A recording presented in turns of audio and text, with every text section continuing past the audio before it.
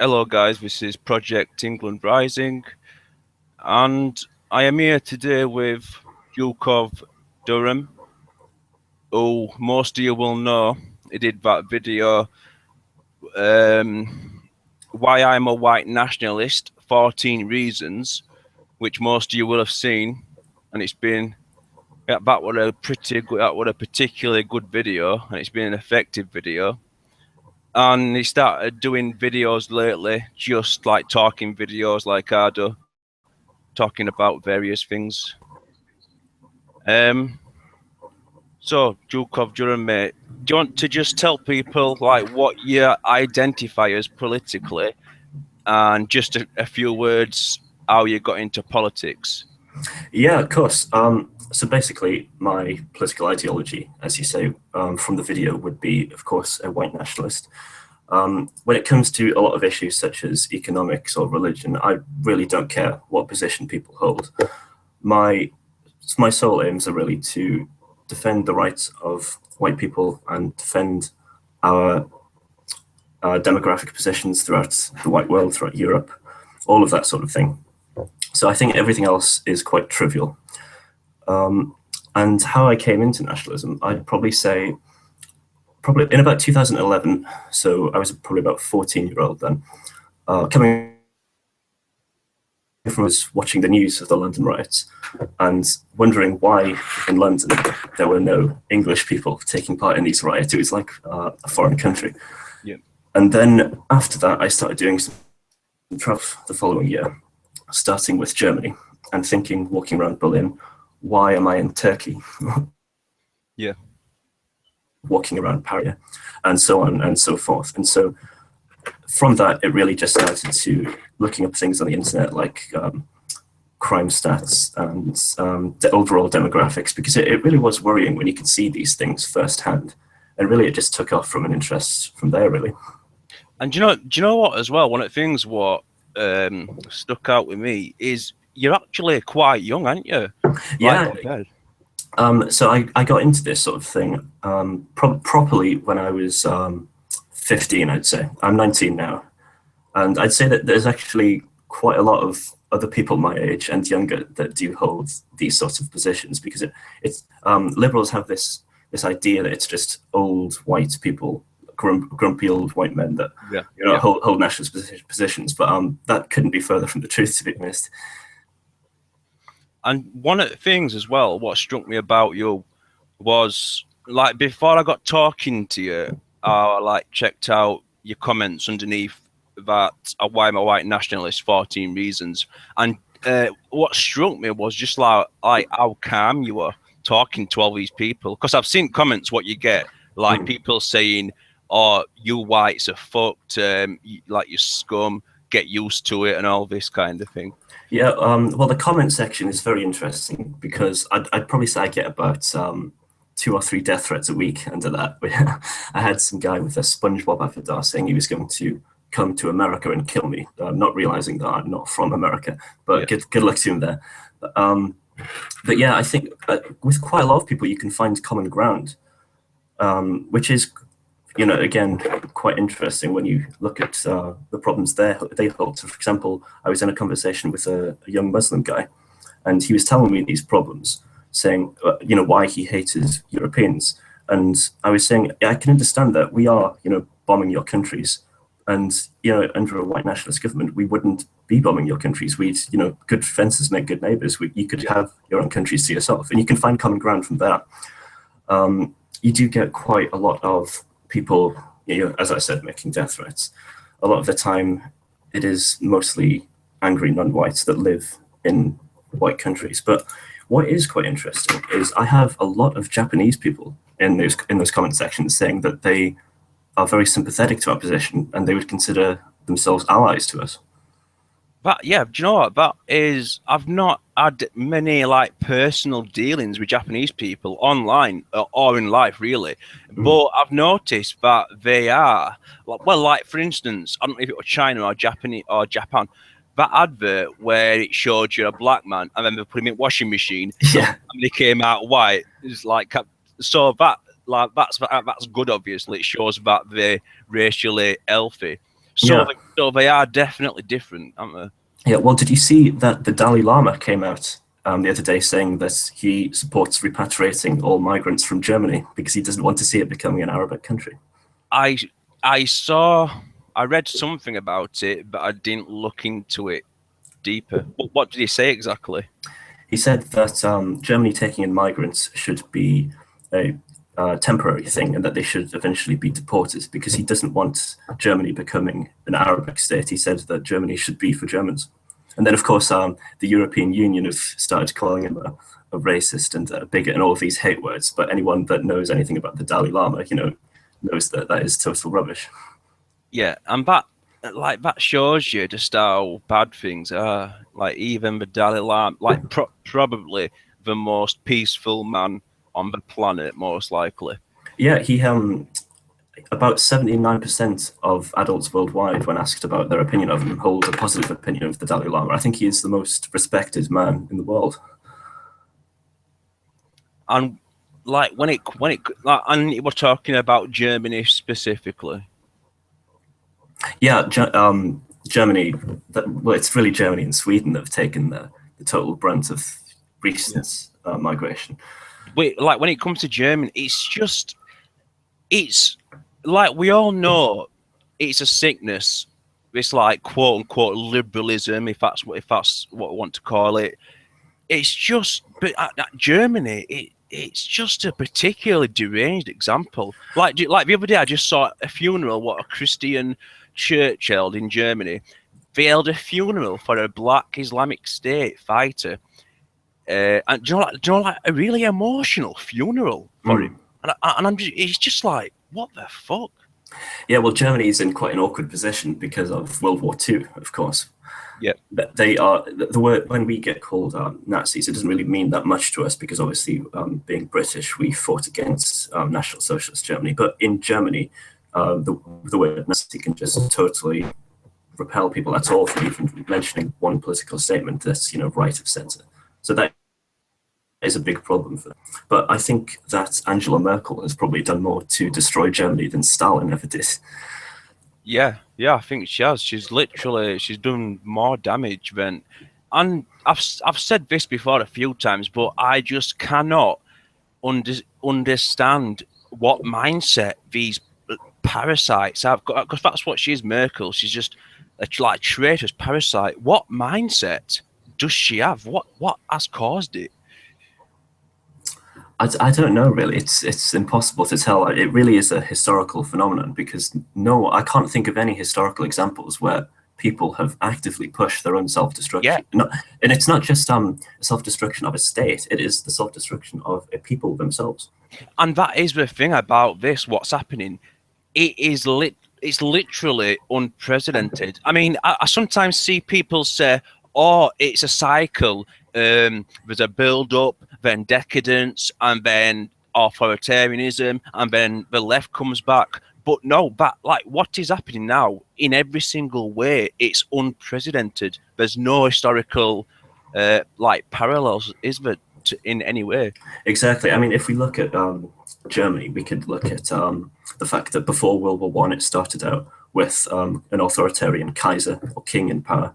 It fell to anarchism for a little bit, then it moved on to things like communism in Bavaria, then, of course, the Weimar era with democracy, then, of course, National Socialism, then parliamentary democracy after that again. But throughout all of these points, the people remained German throughout. Whereas, I was reading an interesting statistic today. In 4 years' time, so by 2020, German men between age 20 and 35 will be a minority in Germany. What's that start again? Just say that start again. Yeah. So in 4 years' time, by Yeah. 2020, German men aged 20 to 35 will be less than 50% in Germany. So it's see, like I knew that it's a lot worse than what we always hear people saying. Even other nationalists sometimes they'll say by 2066 we British are going to be a minority. But in all countries, it's advanced. It's a lot further than that because people forget the way demographics works. it like expands, it like doubles rapidly. So you suddenly find yourself when a massive non-white population comes of age, you suddenly find yourself with a massive non-white population Yeah, type thing. what's important to remember as well is that there was that 2066 number. That's the most recent estimate of when we're to become a minority in Britain. But what you have to remember about this is that it's under 50%, but our population is going to be of an elderly age, whereas Exactly. the non-white population will, of course, be very young, very youthful. And that's what matters. So if you look at the people going into Europe at the moment, if we look at Germany again as an example, 71% of people going in are fighting-age young Muslim men. Yeah. It's a demographic time bomb. Yeah. And like when you are watching all this happening, do you have any much optimism that we will eventually win this? Oh, of course. I'm by no means a pessimist because I think that the entire situation will, for the first time in world history, totally unite all of the European people around the world, which is something, again, that we have never seen before. And I think once we're all united, we will be truly unstoppable. Because I'd say if something like this didn't happen, what's to say that there'd be more wars between England and Germany or England and France? We'd just go on and on, self-destroying each other. So perhaps this is what's needed to unite us all. I don't think we'll lose at all, because once our people realize that this is indeed a war against them and we start fighting on the same terms, we're unbeatable on the battlefield, let's be honest. We just need to wake people up. Yeah, we are.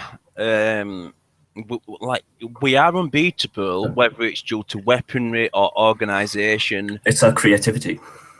Yeah, and creativity. What I sometimes wonder, though, like me and you were talking the other day. You said that you're physically like strong and you can look after yourself, and like I can as well. Yeah. Well, I notice a lot of people have grown soft and also, I don't want to use the word cowardly, but what's the word I'm thinking?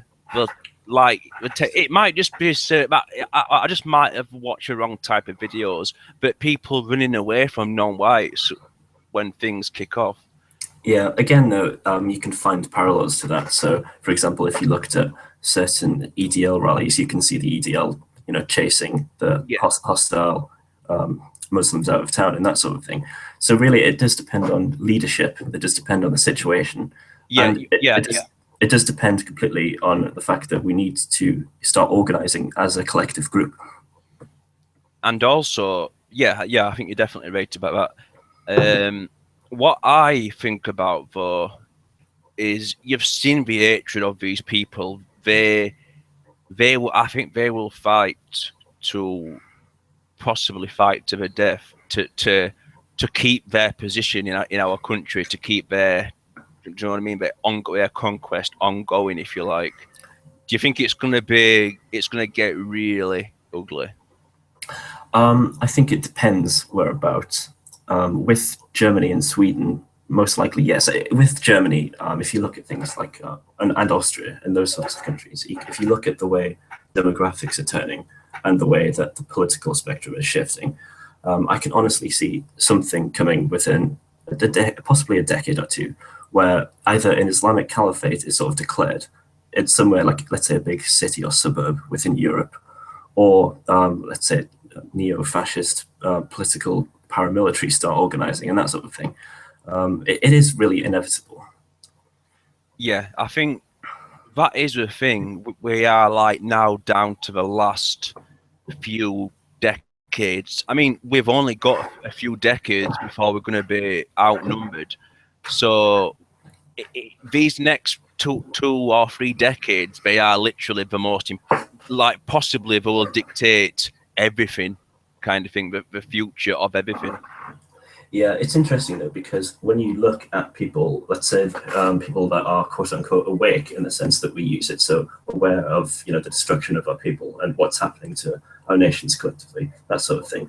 But most of them have all come from areas that have been totally colonized. by third world immigrants, or they've been victims of attacks and that sort of thing. They know from first-hand experience, and that's why they've come to their beliefs. I mean, I told you that I came to this sort of thing because I saw firsthand throughout Europe the destruction that it was bringing and the decline of indigenous European cultures. People don't sit in, let's say, a rural English village and just automatically come to these radical opinions because they have no real conception about how big a scale the problem is. Yeah, yeah, you're right, but the internet, that has obviously enabled people to find out what's happening, kind of thing. Of course, yeah, that's where people don't go on the internet having been right wing, and they don't become liberals from the internet, do they? They become very nationalist after being on the internet when they look up these sorts of things. Yeah, and I think that's something I've noticed happening in the last few years. A lot of people are suddenly realizing just the nature of these hordes who are in his nation, and just how they think, and the racial block and the racial politics what have been used against us. Like, people are just starting to realize, type thing. Yeah. Go on, sorry.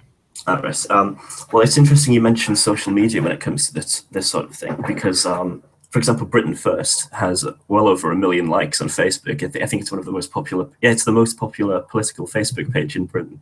Yeah, which was interesting. And then it's also interesting when you look at comments after. So let's take for example the Brussels attack, and you see increasing numbers of, you probably even more so than leftists commenting online now. People, expressing their anger at the fact that, immediately saying we should close the borders, we should do this, we should do that, right-wing sentiments.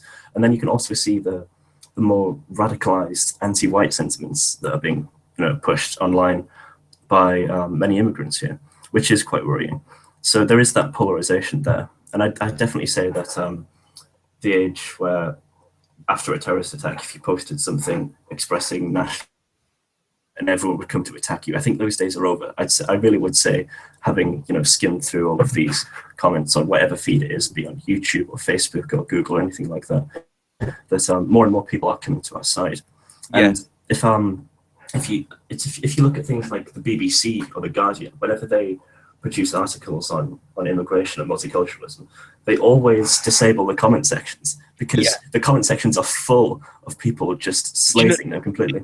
Do you know what? That is an interesting thing. In the last few years, us, and I mean, like nationalists and other same types of people, we've basically taken over the internet, because when you look at the like and dislike count, even of leftist like YouTubers and things like that, and on the comment sections, like we've taken it over. So what that shows is that when all things are fair, when things are neutral, we win, kind of thing. Which because the internet is neutral, where everyone can put the ideas forwards. Well, for now. Well, yeah, when that's the case, we come out. But in politics, obviously, the leftists, they have all the power, and the multicultural elite, they have all the power, so they can put things as they want, type thing. But yeah, under articles, comment sections closed, and yeah, all sorts like that. Yeah, I was reading something not so long ago that suggested that, let's say if you're reading an article and then every single comment underneath the article, no matter what it is, disagrees with what the article is saying. So let's say there's 100 comments saying this article is bullshit, then you would subconsciously start to believe, you agree with them, you would align yourself to their opinions. Yeah. And so that's probably why they have disabled comment sections, because people that read, let's say BBC or Guardian articles on immigration, they're being exposed to opinions that they haven't come into contact with that all of a sudden make sense. Yeah. And do you know what? I think that is a big part of how they have kept power. Because, for instance, the Question Time audience, they obviously fill it with liberals and leftists and non-whites, etc. Yeah. And when a normie, a normal everyday person, say they are watching that and they see the audience clapping for a certain thing, they on a like psychological level, they go with the people because they think that is how The most people are majority think, thinking. yeah, Yes, exactly. so they go along with that. Yeah, they essentially see it as the normal mainstream, and they don't want to become any sort of outcast. They like to follow the herd as it is. Do you know what? Something I was thinking the other day as well. Like you know, how the film industry it's obviously politically correct because that is who's in power.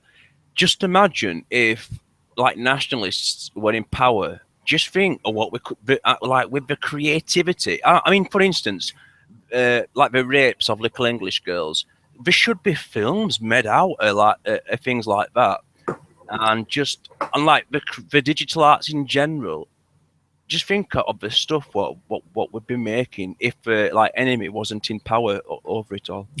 Yeah, it's a good point. I believe that we are totally in the middle of the propaganda war here. I think we're at a stage where it's too late for us to sort of regain the nations that we once had. I think these nations of the past are completely gone, and I think it's too early to start any sort of big revolution to start new states. With based upon traditional nationalist values. I think we're in that middle zone, Yeah. and it is the propaganda war. So our mission at the moment is to convert and inform as many of our people as possible to these issues, so that when shit hits the fan, as it were, we can have as many people as possible on our side. And also, the thing is, because we have reality, facts, nature History. on our side. Like as soon as a discussion with no parameters or barriers is held, we win by default. Just when discussions ask, like honest discussions about multiculturalism and immigration begin, we win by default because we have facts on our side and everything. If that Yeah, makes sense. yeah, it does. They just revert back to emotional responses and name calling, don't they? Because they've lost the arguments. Yeah. Um. Right. So this, what I was telling you about just before we came on here. Did you see that clip of the American woman being attacked by the Mexican hordes? Yeah, I did. Hang on, let's just check it. Yeah, I was looking, and there is a CNN reporter called Sarah Murray. I'm guessing that American listeners will be quite familiar with this woman. Yeah. But she said that this lone woman, that was confronting all of these hostile Mexicans, Yeah. that she provoked this attack, and she deserved it. Good. And I mean, then so I think Bernie Sanders was talking on this chat show, and he was saying that Donald Trump needs to renounce political violence from his supporters. But the only thing I can find from Donald Trump is him saying, if we're getting attacked at our own rallies, feel free to defend yourself. Whereas it's the Bernie Sanders supporters that are actively going out and attacking political opponents. Do you know something that we're telling? Apparently, from all sources I've read, the police they actually stood by while Trump supporters were getting beat up, and then afterwards, I saw on very little thing. One of the police chief of the area is a Hispanic or Mexican, Yeah, and he actually on his Twitter there's a picture of him with some other Mexican kids saying, "Oh, future recruits," and it was the picture was taken at a La Raza get together. I heard So, that, so yeah. the cop is like a brown supremacist type thing. It's no wonder the police were on the protesters' side. Yeah, it's like, could you imagine the equivalent though? So let's say Trump supporters were attacking one Bernie Sanders supporting woman, Exactly. and the police chief, if they looked on his Twitter, and he had his picture was let's say a selfie with David Duke. Exactly. That is the equivalent. Exactly. And just on a wider scale, just with a racial thing in general, there's two examples what show that. Look at when any black is killed or something by a white, which obviously happens like barely ever. The president gets involved, the UN, or the prime ministers of all nations. But when a white person is killed, nobody like it just like nobody says anything. Oddly, Yeah. Well, if we give this a British example to the American listeners, if you live in Britain, you will be familiar with the name of Stephen Lawrence. Now, Stephen Lawrence was a black guy that was killed just over 20 years ago. It was racially motivated, and since then, it's been in the news constantly for 20 years. His mother was made into she was what the House of Lords gave us some sort of, isn't she in the House of Lords now? yeah, she was given some kind of honorary, yeah, House of Lords Yeah, title. and his mother has a lot of links to far left groups as well. But then if we contrast that to a white victim, let's say no one will have heard of Chris Donald. Now, Chris Donald was a guy in Glasgow who was killed in a racially motivated murder by Muslims who were quoted as saying, "We want to kill the first white person we see." No one will have heard of Chris Donald, yet Stephen Lawrence is a household name. And it's the same in America. Yeah, white lives are literally not just have no value, but non-white lives have all the value. Yeah, despite that, though, we're told, where it's put across that white lives have no meaning at all. But we're 8% of the population, the world's population, and that's going down to 2% of the world population by the end of this century. That is extinction level, and it's quite ironic, really, because there's probably more whites alive now than there ever has been in history. Yes, at no single point have we faced extinction more than this point. Yeah, but well, so there's more whites alive, but obviously because the population of non-whites has increased so rapidly, like that's why we're still a tiny minority then. Yeah, well, we don't have any territorial imperatives. We don't have a country that is needed, that is for just us, and that is essential in the animal kingdom as well. A subspecies needs, land for itself, or else it will go into extinction.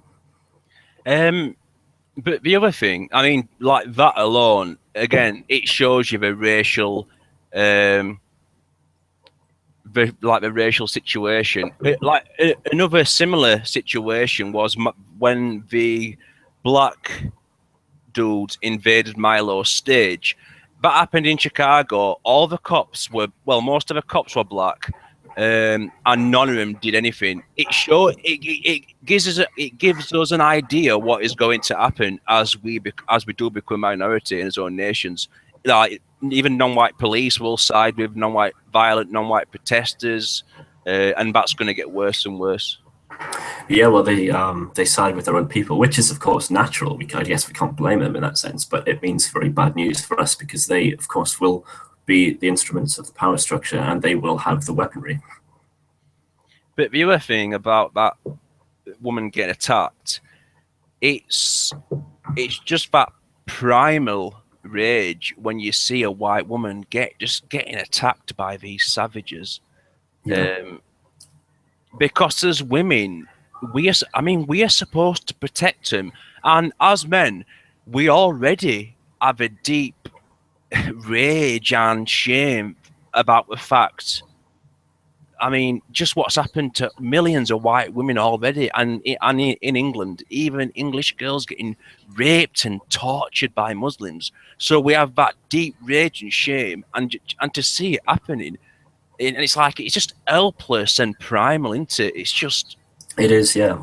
I try to, not get too angry at these situations that at the moment I can't do anything about. But there was one video that I saw, and it was just at the start of 2016. When things were really bad in Germany, there was thousands of sexual attacks, and that Arabic rape game has been brought to Germany, where essentially there's an inner circle and an outer circle. The outer circle sort of distracts passers-by while the inner circle sexually harasses women. And there was this German woman, and she's being dragged onto the subway tracks by hundreds of Arabs, and you could just hear the screaming as she's dragged out of sight. Yeah, and it's videos like that wow. that are harrowing, really. that is the future for us all. And it really breaks my heart as well, because I love going to Germany. If Munich, that just Bavaria in general, it's hard to do. It's just so beautiful, and that is at the moment where so many of them are going. I mean, I'm going to Munich in a couple of months again, but I don't think it'll be the same, because it's just been targeted by Yeah, so many hostile people. that is a thing. I mean, just all European nations have been built over thousands of years, and for them just to be taken over by the well, I'm trying to be careful, like how I describe them, but just to be taken over by these third world hordes, um, it's just I will, total. yeah, I will. I will never walk my capital city as a majority again. Yeah, I say again, I've never done it, as a majority at any point, because it's been, it's been non-white since 2010, I think.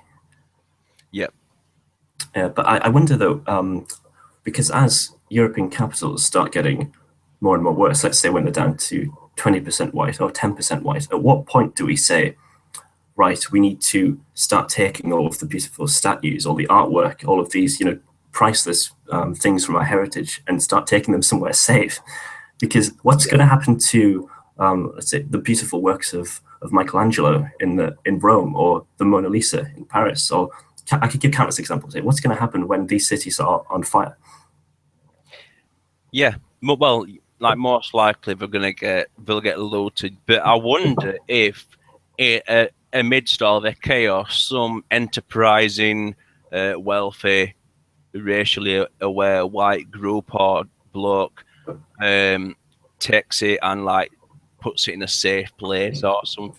My shit, not that it'll matter much. We as all dead, like, but I understand what you mean. There's all the yeah, that's like that's his heritage, isn't it? All the paintings and statues and everything. Yeah, But that's the thing with you. Like, you are well travelled, aren't you? yeah.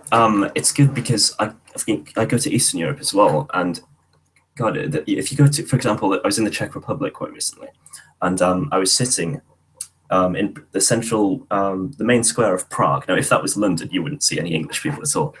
But I'm in Prague with a glass of wine in front of this fantastic astronomical clock, and there's just this Czech people all over the place. It's beautiful, and there's this beautiful, 20-year-old Czech girl playing "Time to Say Goodbye" on the violin, and it's like something from a fairy tale. It still looks like Europe. Yeah, that sounds. And then when you go back to England, it's shameful, really. Yeah, see, like, you are well travelled. I've not had a chance to travel around Europe yet. I'd So recommend it before, you won't get a chance to. does it really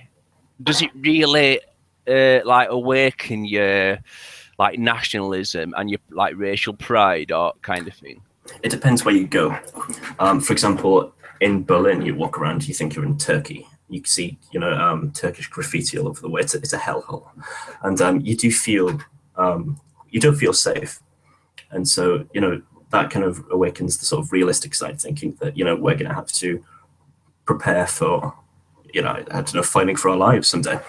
But if you, like I said, if you go to somewhere like Prague, then you're really just in awe at the beauty of our people. And you can contrast it really, because if you see like a multicultural shithole city that's completely fell apart, and then you contrast it to a beautiful all European city, you can really sort of weigh up the pros and cons of multiculturalism here. Yeah, well, it's like that. Like, as a meme, you could just simply, well, it's been done before. Just show a mud hut with a black tribe, and then like the center of Prague or something like that, just to show the contrast of what we've achieved, type thing. Yeah, a lot of people though, they're quite ignorant as to what creates those things, because a lot of people would say, "Oh, it's just the environment that has allowed Europeans to create these God, these yeah. things." They cannot.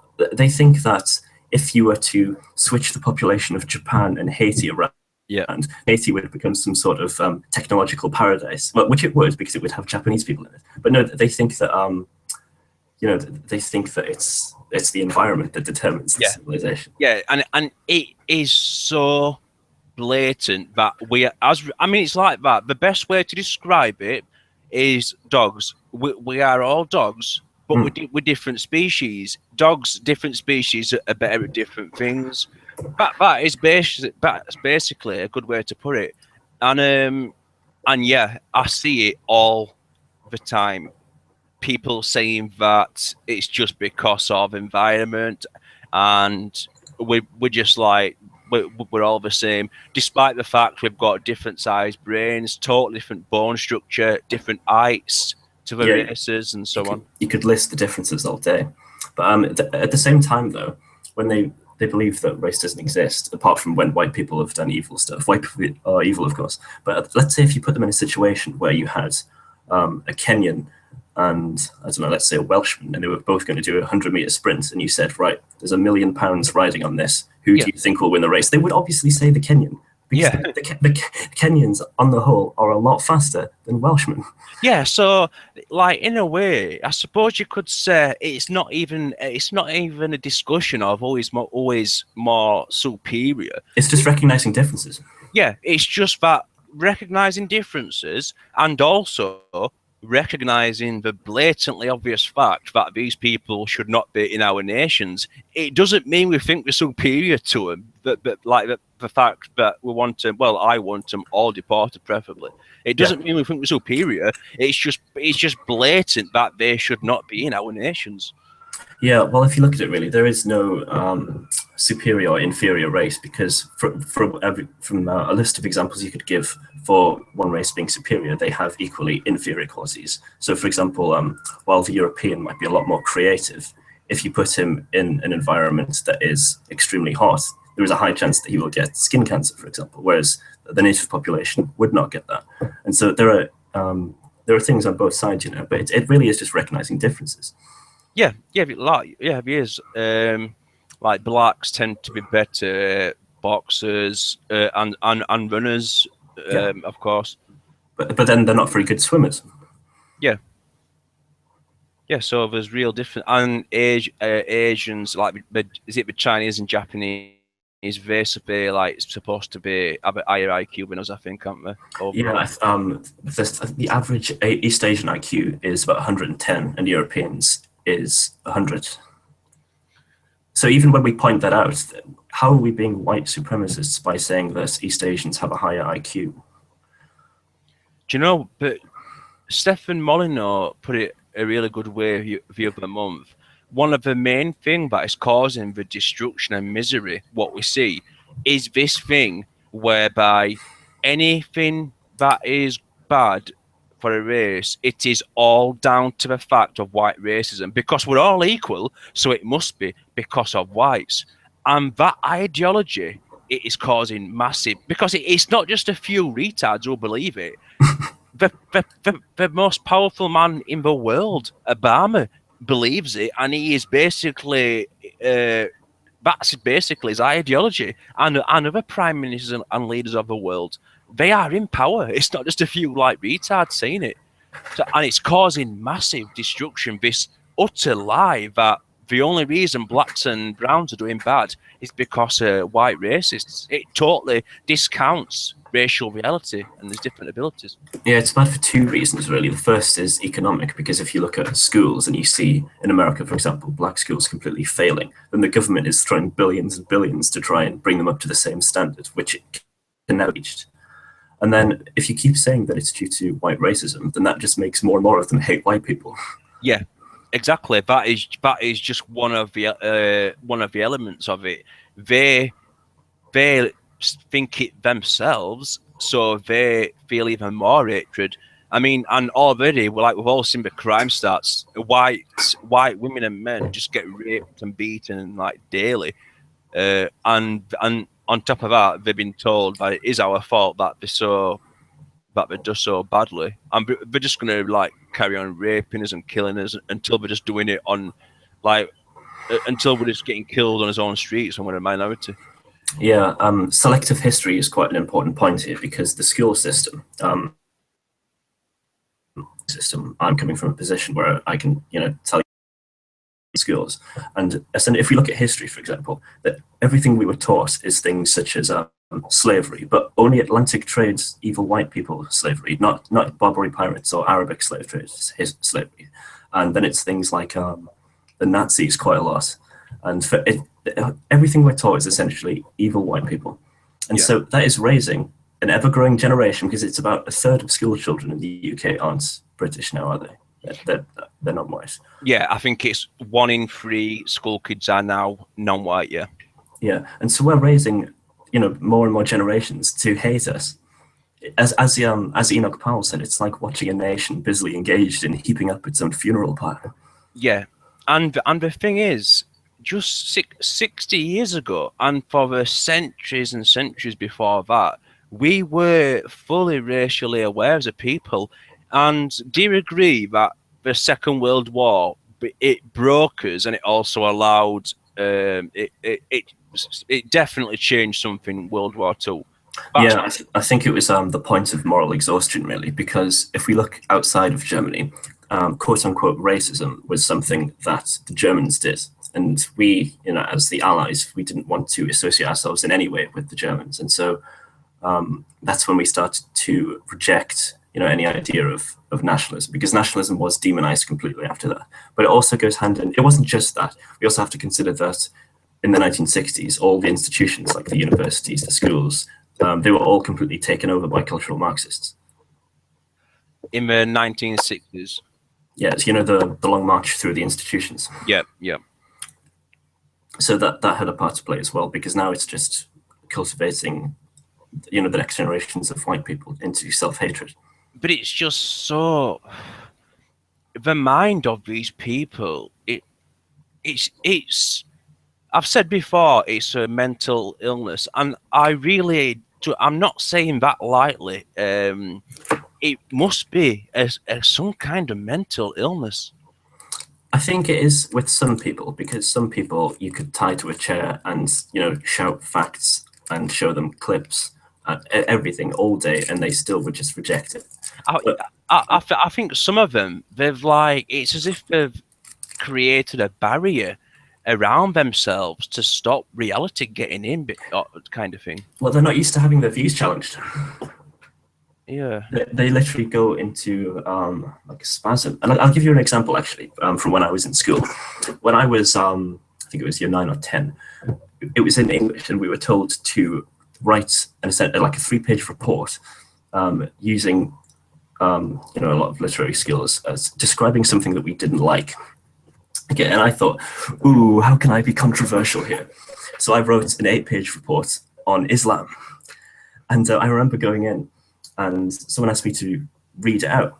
And so I was reading out, and quite a few people were listening and agreeing with what I was saying. But then a few people, the radical leftists that have never had their views challenged before in their life, were sort of screaming racist at me. And I just replied, well, Islam isn't a race.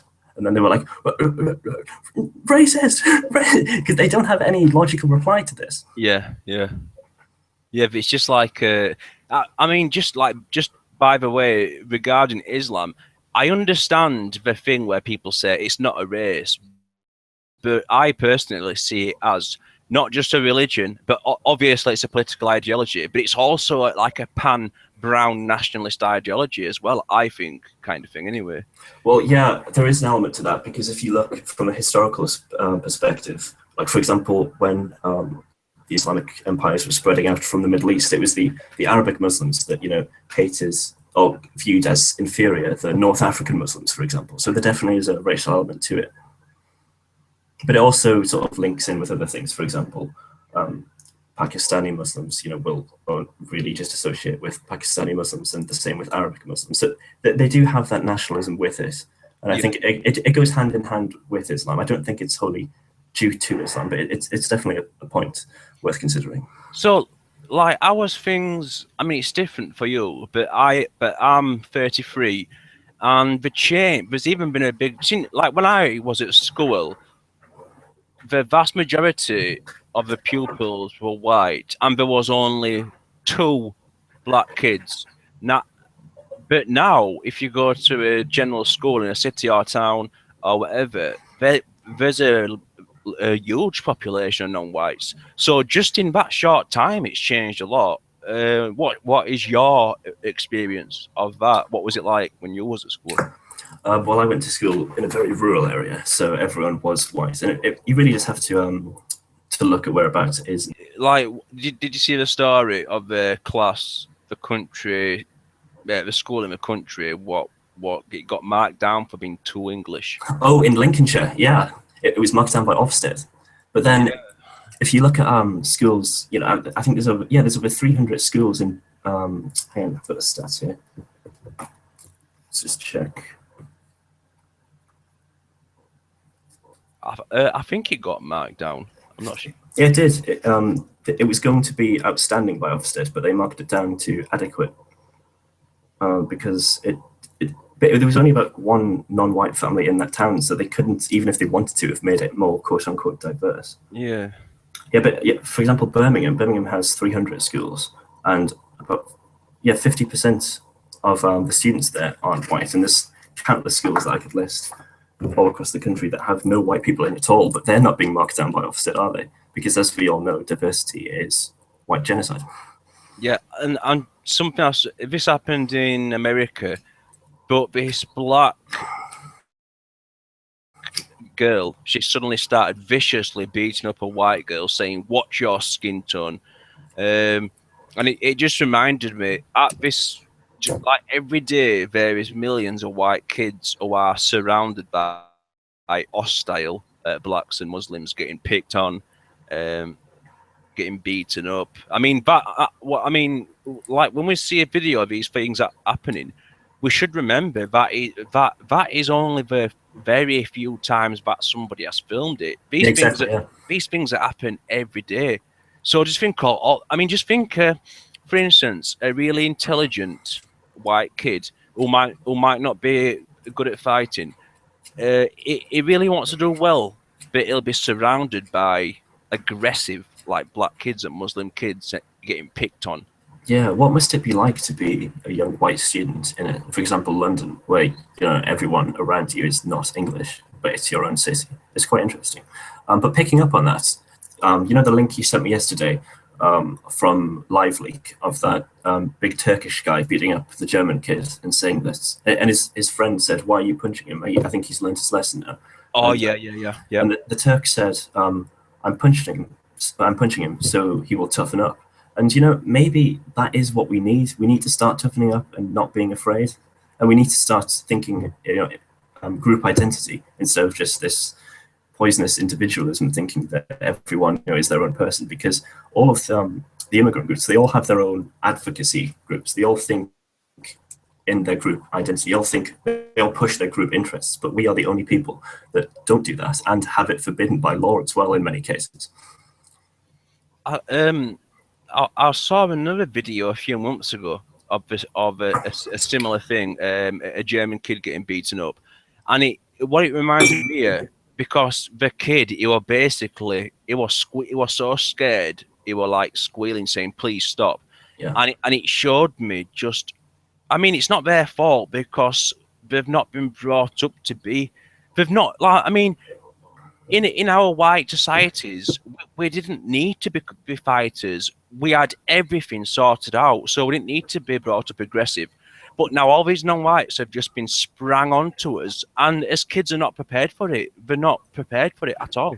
Yeah, there is that, but there is also the fact that the millennial generation has been, with the case of the men, we've been completely, our masculinity has been suppressed so much, and so, for example, with schools now, even if for since the start of schooling itself, young lads had always been in scraps and fun fights and that sort of thing, and that was healthy. But now that's just, even snowball fights aren't allowed in school anymore in case someone gets hurt. That is the reason, and so it's been, men aren't allowed to be masculine. We're having that suppressed completely. Yeah. So yeah, exactly. I forgot about that aspect to it. We'll be like, as kids are brought up in cotton wool, not allowed to do anything, and then suddenly we've got millions of these aggressive, like violent non-whites who essentially act as a pack.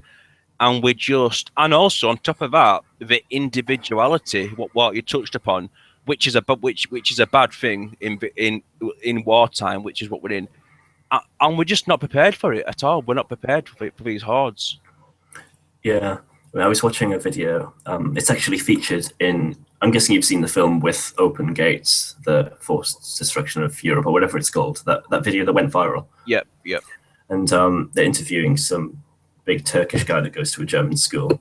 And the interview saying, "Do you associate with the German kids?" And he says, "No, the German kids they sit over there. They're too afraid to sit near us." And then there's a clip of him beating someone up. Yeah, that's the thing. They boast about it. They know it, and they boast about it as well. And also, one of the most cancerous aspects to all this, and this also touches on what we must do to have a chance of winning. They know that they have all the power. They know what to say and what to use to get their way, kind of thing. And I think one of the things we need to do, and Poland recently did this, the law, the racial hate law, whatever it is, that has to be removed totally. Yeah, and I think Poland recently did that. I think it was Poland.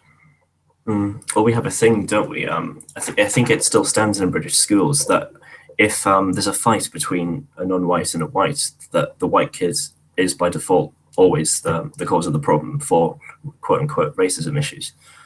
Yeah, and that shock. Well, it takes a lot to shock me because things about that. But I think one kid, a school got reported on, marked down by Ofsted just because the kid was observant enough to link Muslims with terrorism, which is a perfectly legitimate link, kind of thing. Like 99% of terrorists are Muslim, but because he did that, he got suspended, and this school even got marked down from a grade A status, kind of thing. Yeah, they probably blame it on institutional racism and white supremacy, but it's just someone coming to a logical conclusion from from observing reality, isn't it? Yeah, and like that's what I love when you see that instances of like especially children, when it shows you them being racially aware, and despite it all, they still see it.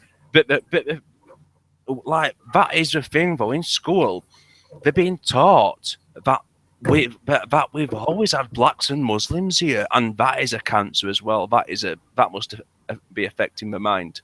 Yeah, I remember having those lessons myself, where essentially they said, "Well, the UK has always been multicultural, so British identity doesn't exist," and these sorts of things. But obviously, there is a focus on Britain here because we're both British. But the same thing goes in America, Australia, all of Europe. This cleansing of our identity and heritage, really, to make it, I suppose, inclusive. But all of the people that are coming in retain their tribal instincts, but we're having that suppressed completely. And like aside from the pride and identity, which is important, just on a factual basis alone, it's such a blatant lie. Because for thousands of years we were a 100% white nation, just until 1950. So it's such a utter lie. And members, the fact that they're doing it to negate his identity and his pride and sorry, and you know what I think as well, that is what a part of why we have so many suicides and depression, and it's linked to that. We as a race and people, we've had his purpose taken away, his identity, his pride, and his purpose for being. You know what I mean? But carry on. Sorry. Yeah, well, continuing with schools, I remember at my school, it was a while ago, I sort of put together this petition, and the petition was a flagpole petition. I said, right, let's get a flagpole up and fly the Union Jack and the St. George's Cross outside the school, because a few other schools in the area did that. So I thought, why shouldn't we do it? And within the first hour, I got about 100 signatures. But then I actually got a detention for this, and I got the petition ripped up in front of me and said, I was told not to continue with this. Really? Yeah. And the petition was just to have a British flag put up? Yeah. So even and that is the thing. Most teachers seem to be like that, don't they? They do seem to be like. Well, they've spent their whole life in these institutions that are completely dominated by cultural Marxists. So and that is the thing. That is one of the things what sometimes makes me pessimistic. Like, do you know, if nationalism comes to power, like the every single like has to be a massive like purge. All teachers like sacked to like totally all of them and replaced by like nationalistic type Well, teachers. I don't think they all have to be purged in that sense because you have to remember that if we're the government, we control their paychecks, don't we? Yeah, And I think a lot of them, it would be unfair to say that they're all, yeah. ideologically hardcore Marxists. I think most of them are neutral. So we say, if you don't stop this Marxist self-hatred, then you will get fired. But considering we control their payments, then I think they will fall in line very quickly. Yeah, I think I think they would do actually. Um, I'm just looking at a stat here. UK population could hit 80 million unless we leave the EU. That is another thing. What's going to be happening I mean, the optimal population for England, I think it's like 40 or 50, about 50, 40 or 50 million. We're now at 70 odd million. We're soon going to be 80 million. That's a massive danger, like a massive red danger sign flashing into it. Yeah, if you look at the stats, we have to build a city the size of Newcastle every year, to accommodate the amount of people coming in. Yeah, But it's also the destruction of our green belt as well because we have to build more houses, don't we? yeah. So not only are they destroying our racial heritage, but they're destroying our, natural heritage as well. And sometimes you'll see non-white commentators, etc. They'll say, "We've got plenty of room. 90% of England is unbuilt area." Like, you know what I mean? Like, really smart, mate. But they'll forget to say that one of the densest countries already, where we are built up. Yeah, England is the second most overpopulated country in Europe, other than Malta, and we are just as densely populated as India as well. Really, Yeah, it's that bad. that's like, and when it comes to like I'd say that Indians amongst all non-whites, they are the quote unquote best of the lot. But even they, as Paul Joseph Watson was talking about in one of his videos, even they like piss and shit on the street in India. Yeah, and they could only really get to the the major economic status they're in with our railroads that we built, with our industry that we built. So we've given them all the fruits of colonialism, but they still on the whole hate us when they come over here and demand they constantly calling us racist for everything, all of that, the usual stuff. Just to touch on the thing, you said that you've been to Berlin. This was a Yeah, story what I came across. It says, this was in Breitbart, London. Bombshell report: Berlin lost to Arab clans, now recruiting physically strong young migrants. So, as whites are just living their lives on the surface, which is already bad enough, non-whites for taking over the underworld infrastructure, and so on. But you had something to say about that, Duke, I think, didn't you? yeah. Well, Berlin, I went there. Obviously, I was wondering why it looked so Turkish. And I said, oh, obviously, it was bombed to pieces during the Second World War. So everything built since then is Soviet architecture. It's just one of the most depressing places I've ever been. I think it's somewhere that if you went to, you would only probably feel safe during the daytime in the main central touristy points. I wouldn't dare go to the suburb, no, like the sort of outer parts of Berlin. Yeah. But not a nice place. I wouldn't like to return to Berlin. So it's not. It's just not a nice place, then. Just it's not a nice place. So I wouldn't like to return. And just the other stuff. Can you remember when that happened? It was recently. The upper class black the white waitress, he, instead of leaving her a tip, he wrote a note saying, "You still owe us money from when you colonised us." Oh, was this at Oxford or Cambridge? Yeah, this was at Oxford, Mm. and his name is it. Well, it's spelled NTO. It's unpronounceable for me. Um, he reduced her to tears because I mean he wrote on Facebook after he wrote, "Lol, I am unable to stop smiling because something so black and wonderful has happened." So he's like, I mean, like buzzing because he's met that white girl. And the thing is, he was at Oxford and he's a part of a group called Roads Must Fall. Yeah. At the same time, the person who is trying to get deleted from the college's history or whatever, it is him or is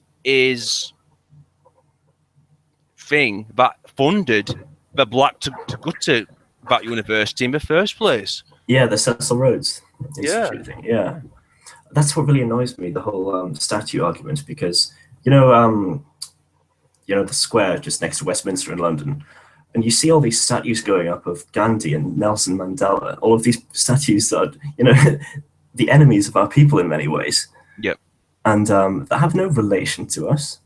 And I mean, where is the statue of Enoch Powell? I'd like to see a statue of Enoch Powell outside Parliament. I would like to see a statue of Oswald Mosley outside of Parliament.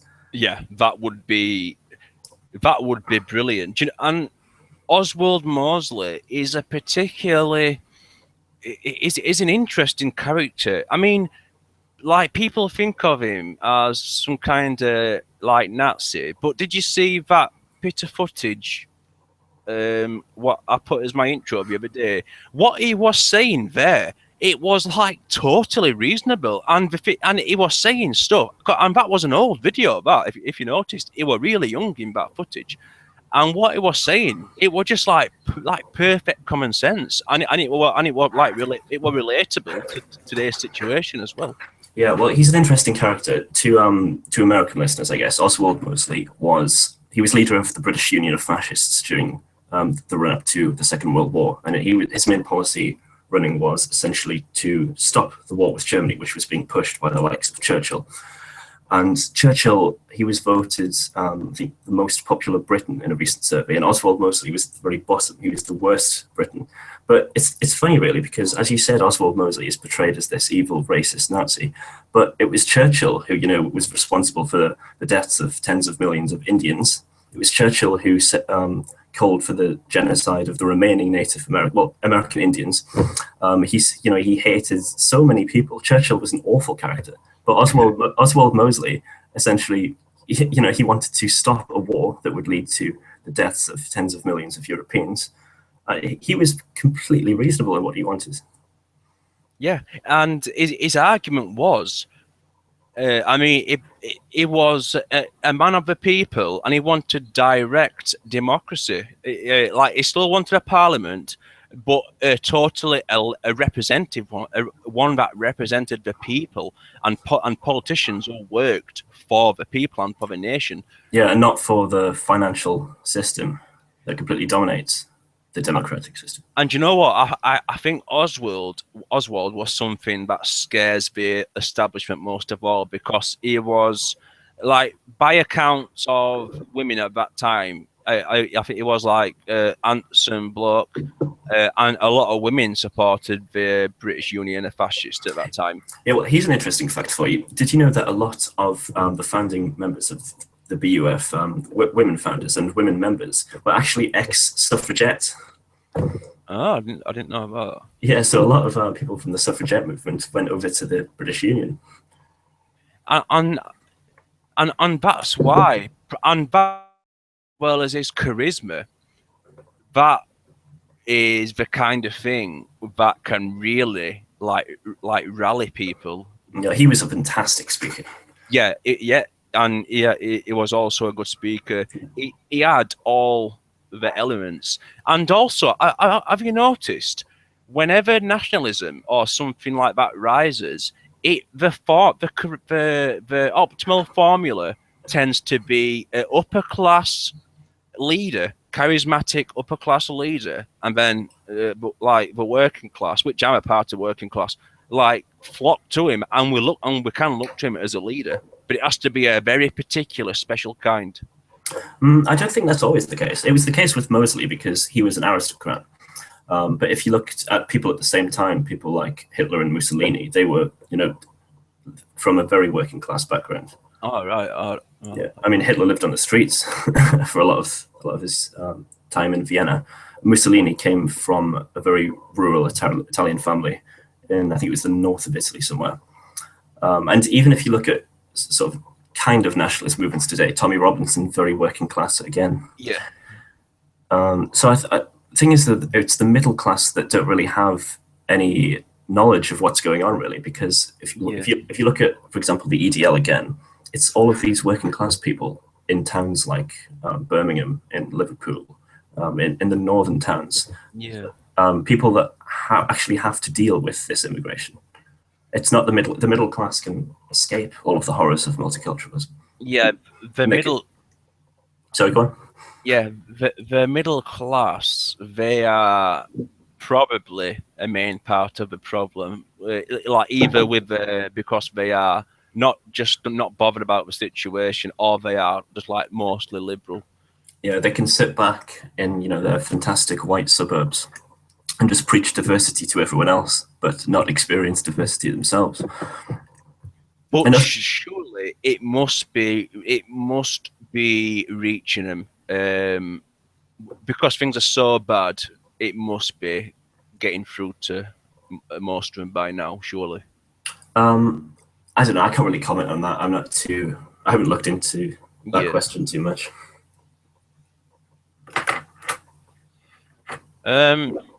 Well, we'll finish up. Are you wanting to get finished up soon, Joe? Yeah, we can do. I think it's been pretty good so far. Right. We'll just finish on. This is just something I saw. This was on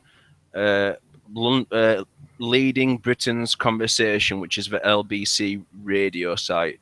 And it was Brick Lane, which, as we know, it is totally immigrant dominated. I mean, I saw a video the other day of an English bloke just getting beat up by a gang of Muslims. But it was a sunbather, and he got handcuffed by the police, by non-white police. So this was an English bloke who was sunbathing, and because the area has become immigrant, but him sunbathing without his top on has become too much for were they offended by it? Yeah, basically. And that is just a mild example of just like it's just a day-to-day thing, isn't it? Yeah. But that is the future, unless we do something, of course. Oh, to finish on that last story, the Verdun story I was telling you about. Yeah. Yeah. So the case with this was essentially the mayor of Verdun was wanting to celebrate the 100th anniversary of the Battle of Verdun, which was the 29th of May this year. And he hired this rapper called Black M, his name is. And he's a Muslim as well. And he's quoted as calling France a nation of kuffar. And the National Front, or the Front National, as well as all the local population, were rallying behind this, saying that this is a disgrace to the memory of all those dead Frenchmen, that essentially, France bled white at the Battle of Verdun. It was a huge sacrifice. Yeah. And so to have a radical French-hating Muslim to celebrate that is just a complete insult to their memory. But this was about a week ago. They finally cancelled it. It turned out that Black M did not lead the celebrations, and the mayor was saying that this is outrage. If this is all down to French racism and that sort of thing. But it just goes to show, really, that when whites, as an awakened collective, we can get things done, we can get things pushed instead of just sitting back and letting them happen to us.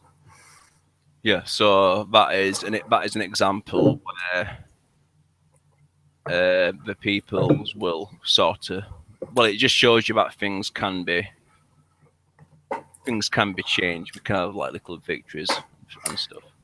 Yeah, but these hostile immigrants as well. They really seem to hate our heritage as well, because I was actually in Belgium for the 100th anniversary of the outbreak of World War One, and I went to like the battlefields and the graveyards, and I remember with the people that I was on the trip with, it was like a coach of people that picked up people from all over the country. There was this elderly couple, and I think it was their grandson. They had this mixed race grandson with them, and he wasn't interested in any of this at all. He was playing on his little games console thing around the whole thing.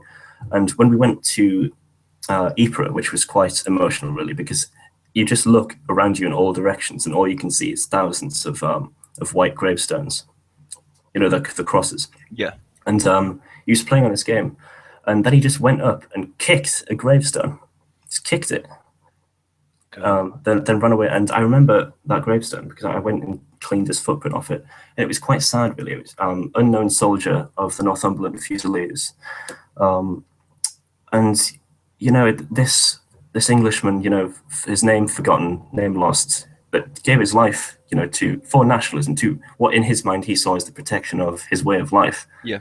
To just end up like this, getting kicked by someone who has no connection to Europe, no connection to the land, and is essentially a direct threat to everything we hold dear.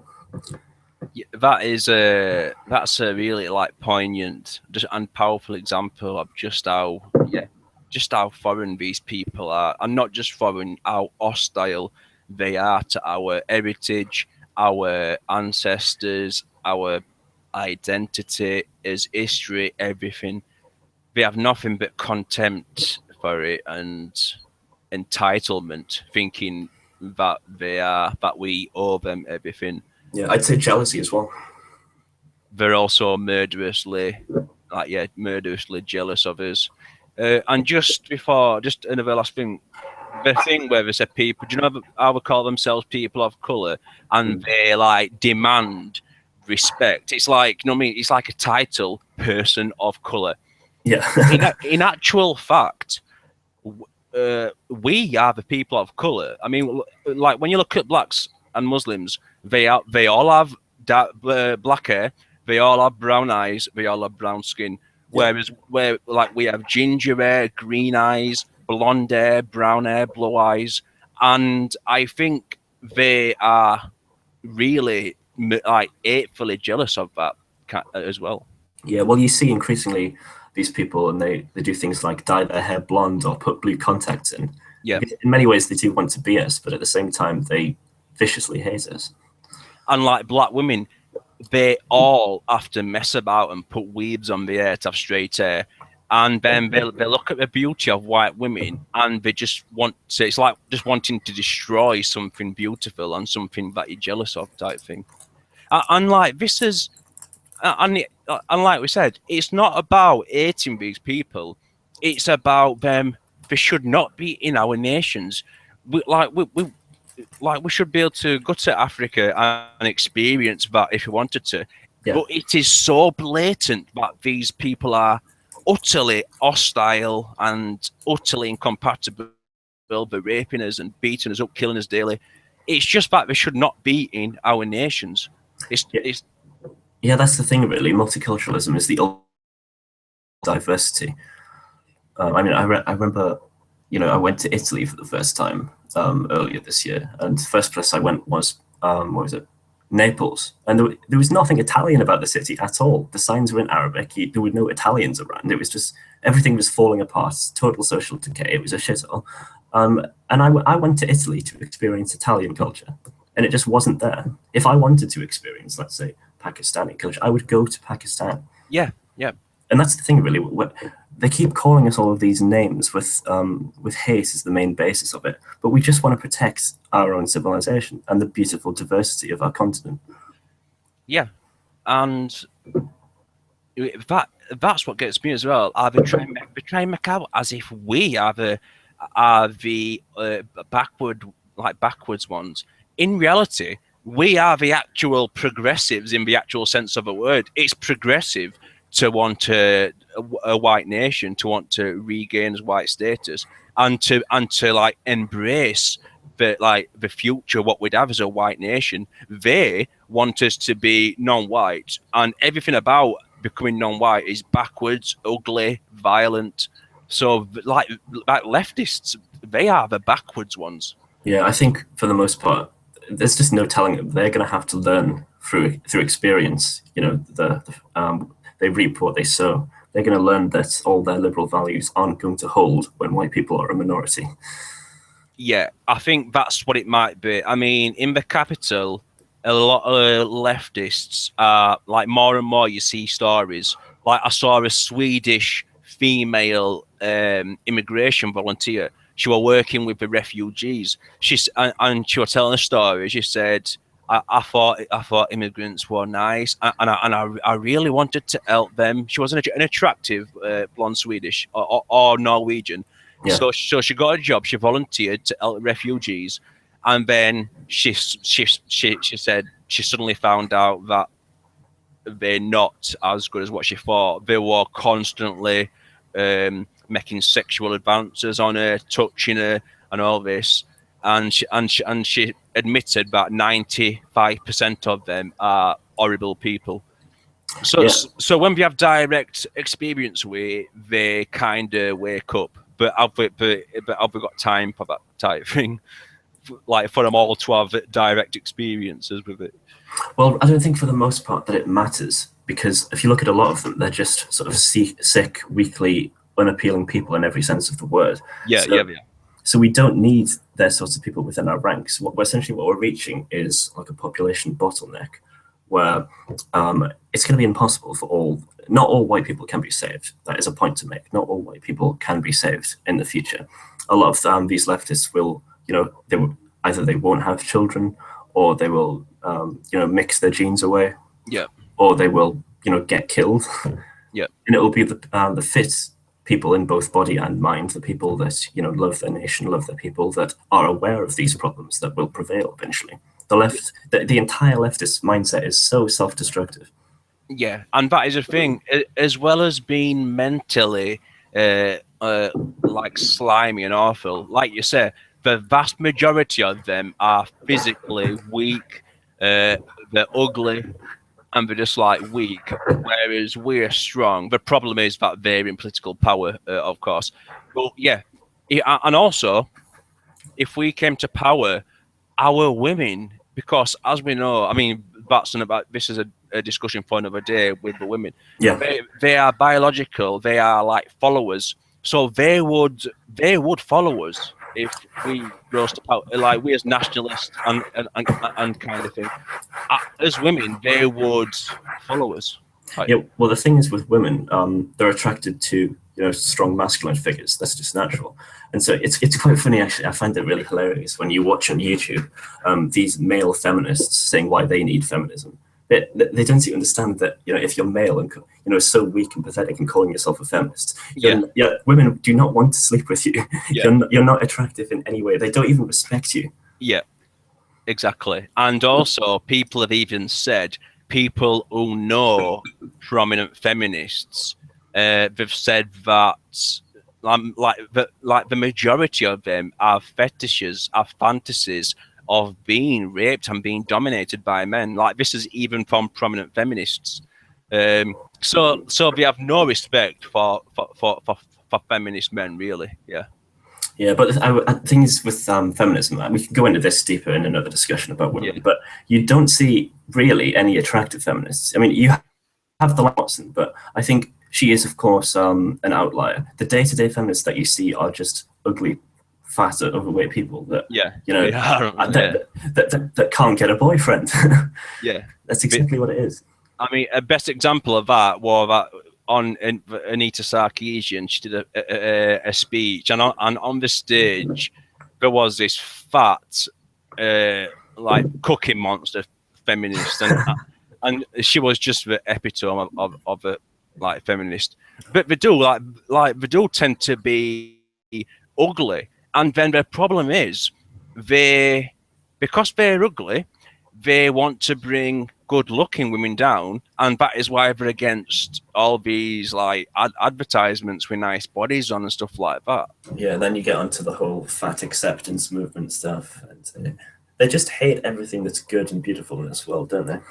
And the problem is they have like with the non-whites, they have found an alliance in that hatred. Non-whites, they are actually very conservative, but they want to destroy us. Anything that weakens and degrades white men, white society, non-white support, and that is where their interests align, and that is why they are in alliance type thing, isn't it? Yeah, well, have you seen that Black Pigeon Speaks video? Yeah, yep. Yeah, essentially, the feminists, like liberalism, feminism is doomed. It's self-destructive because they're welcoming radical Islam.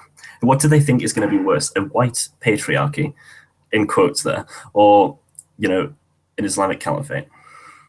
Yeah, but are you talking about is that the particularly popular one what he did, where he said women are to blame for the collapse of Western civilization? It might be that this one where he makes a correlation, and essentially the conclusion of the video is that women are, giving away. Yeah, it might be in that. It might be that one actually. Yeah. Yeah. That what it's a very triggering argument. If you just read the title, it is quite outrageous. But when you listen to his points, then Yeah. it makes sense.